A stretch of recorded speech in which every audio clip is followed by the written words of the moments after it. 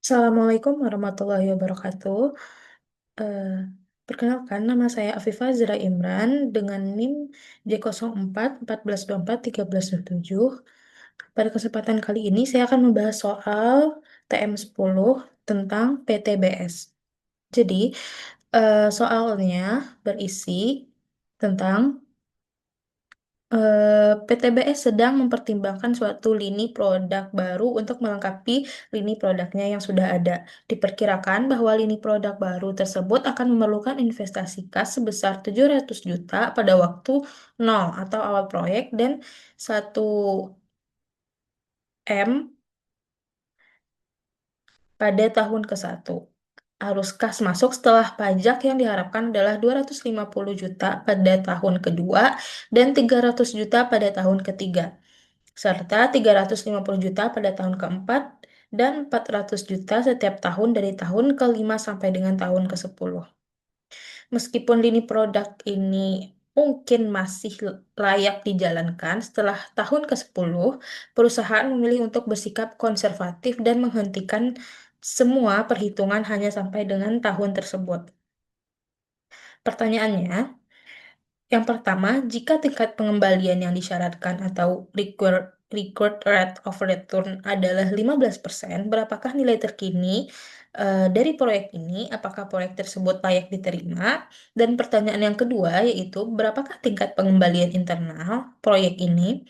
Dan pertanyaan ketiga yaitu, bagaimana hasilnya jika tingkat pengembalian yang disyaratkan adalah 10%? Dan pertanyaan terakhir yaitu, berapakah periode pengembalian modal dari proyek ini?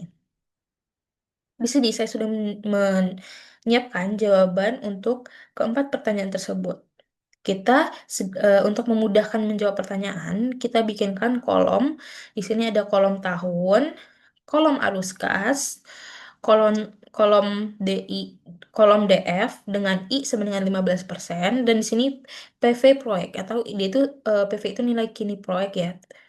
Nah, selanjutnya di sini juga ada DF dengan I sama dengan 10%, dan untuk PF dari I ini yaitu segini yang ada di kolom dari tahun ke 1 sampai tahun ke-10. Dan kolom terakhir itu ada akumulasi uang masuk proyek. Pada tahun ke-0, di sini arus kasnya minus 700 juta. Pada tahun pertama itu ada 1 M. Untuk tahun kedua, di sini ada 250 juta. Tahun ketiga 300 juta. Tahun keempat 350 juta. Tahun kelima sampai tahun 10 yaitu ada 400 juta. Arus kas ini kita dapatkan dari soal. Selanjutnya untuk DFI dengan 15%, yaitu ada di sini ya, di tahun ke-0 itu sebanyak 1, tahun kedua 0,87, sampai dengan tahun ke-10 itu 0,247. Nah, untuk nilai PF proyek, nah di sini ada pada tahun 0 ya, atau awal memulai proyek itu ada min 700 juta, dan tahun pertama itu ada 870 juta sampai dengan tahun ke-10 98 juta 800 ribu. Sedangkan untuk DF yang I-nya sebesar 10% untuk tahun 0 atau untuk memulai proyek itu sebesar 1 sampai dengan tahun ke-10 sebesar 0,386. Nah, untuk PF proyeknya sendiri untuk tahun ke-0 yaitu minus 700 juta, masih sama untuk tahun kedua 909 juta. Di sini agak besar ya daripada yang PF sebelumnya nih, yang PF 15%, eh, di sini untuk yang 10%-nya lebih besar. Dan sampai ini tahun ke-10 sebesar 154 juta 400 ribu. Nah, untuk akumulasi uang masuknya proyek, yaitu pada tahun kedua itu ada 250 juta, tahun ketiga itu ada 500 juta, tahun keempat itu ada 900 juta, tahun kelima itu ada 1,2 juta. Maaf, 1,2 miliar. Tahun ke-6 itu ada 1,7 miliar, dan paybacknya ada 6 periode ya teman-teman. Ya, dan paybacknya ada 6 periode. Di sini ada 6 periode. Untuk perhitungan NPV dan PI dan IRR-nya untuk I15% itu total masuk PV masuknya ada sebesar 1,452 juta 800 ribu. Nah, untuk total PV investasinya, investasi awal itu sebesar 1,570 juta. Nah, untuk mencari NPV satu ini, jadi 1,452 juta 800 ribu dikurang dengan 1,570 miliar ya.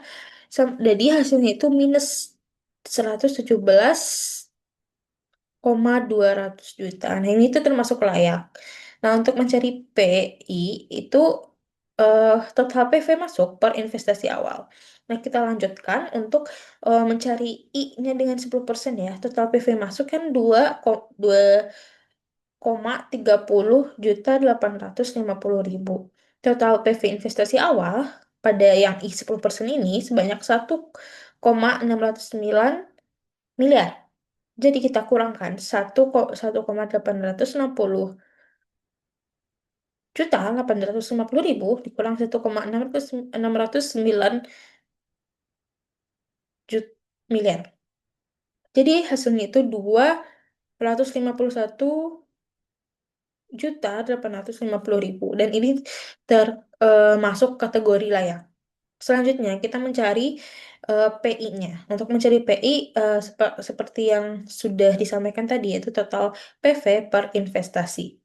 Nah, di sini eh, total PV-nya ada sebesar 1,452 juta 800 ribu dikurang dengan em, 1,570 juta dengan hasilnya yaitu 0,925.